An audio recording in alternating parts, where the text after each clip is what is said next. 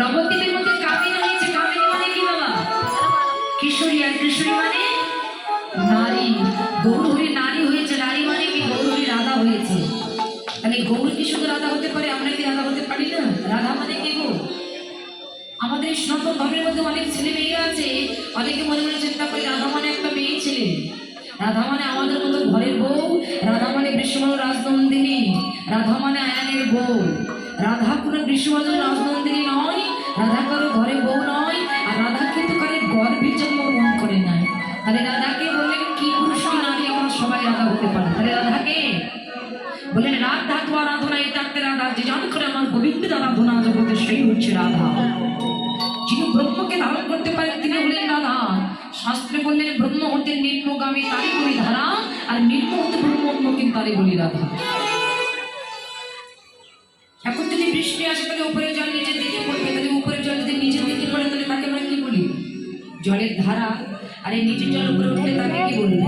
ধারা। উল্টালে কি হয়? ধারা। উল্টাই দেন তাহলে কি হবে? রাধা। অর্থাৎ যিনি নিম্ন হতে ব্রহ্ম উন্মুখী করতে পেরেছেন এই জগতে তিনি হলেন রাধা। অর্থাৎ যিনি গোবিন্দকে আরাধনা করেন তিনি হচ্ছেন রাধা। ভগবান শ্রীকৃষ্ণ লীলা করবার জন্য তার বাম অঙ্গ থেকে তিনি শ্রীমতী রাধারানীকে সৃষ্টি করেছেন। একই তো অঙ্গ।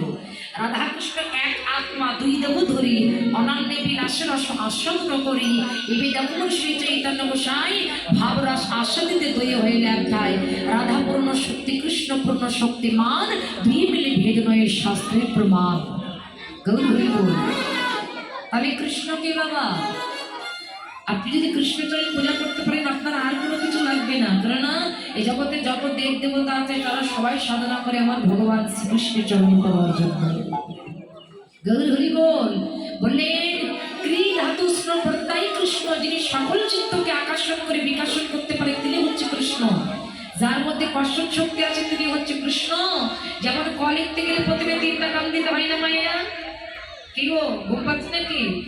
প্রথম টানেতে ব্রহ্ম বিদ্যমান, দ্বিতীয় টানেতে বিষ্ণু করেন অবস্থান, তৃতীয় টানেতে মহাদেবের বাগানী, কুণ্ডলিকারিতে রাধা বিনোদিনী, আদ্যাস শক্তি মহামায়ার একা দুই টান। এই তো প্রথম অক্ষর হইল ব্যাখ্যান। ইন্দ্রচন্দ্র অরুণের স্বর্গমর্ত পাতাল গড়িয়া ত্রিভুবন, তারই মধ্যে এক স্নান এই সব যোগমার্গ জানিতে পারিয়া কৃষ্ণ নাম রেখলেন গর্গমণি আমার ধ্যানেতে জানিয়া। আজকে নবদ্বীপের মধ্যে রাধা ভাবে বিভাবিত হয়েছে। রাধা হয়ে ওই মা যদি নহি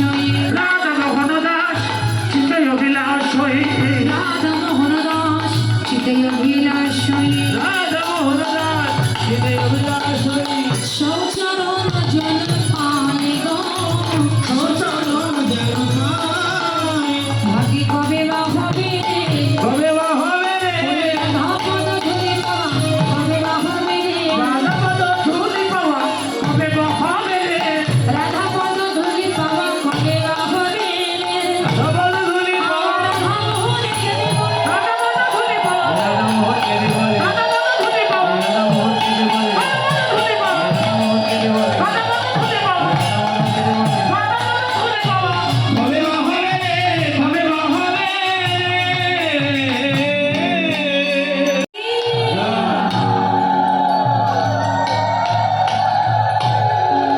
রাধা রানী কি জয় রাধা রানী কি জয় উনি বলে বেঙ্গলোর ঘটনা বড় কিছুই বুঝতে পারছি না কি যে বলছে আমি কিছু শুনতে পাচ্ছি না বুঝতেই পারছি না